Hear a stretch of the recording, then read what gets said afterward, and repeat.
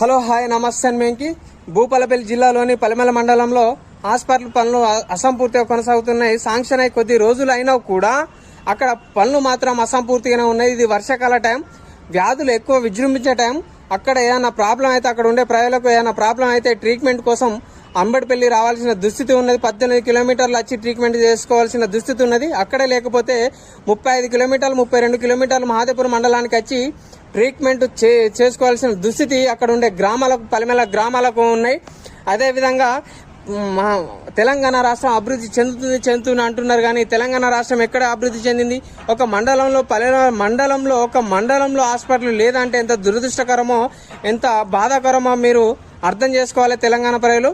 అక్కడ ఉండే మండలంలో సరైన వైద్య వసతులు లేదు అంటే ఎంత బాధాకరం, ఎంత దురదృష్టకరమో మీరు ఆలోచించాలి. అక్కడ ఉండే అధికారులు కూడా, ప్రజాప్రతినిధులు కూడా వెంటనే చర్యలు తీసుకొని అక్కడ పనులు పూర్తి చేయవలసిన తెలియజేసుకుంటూ మీ వెంకి థ్యాంక్ యూ. నా ఛానల్ లైక్ చేయండి, షేర్ చేయండి, సబ్స్క్రైబ్ కొట్టండి.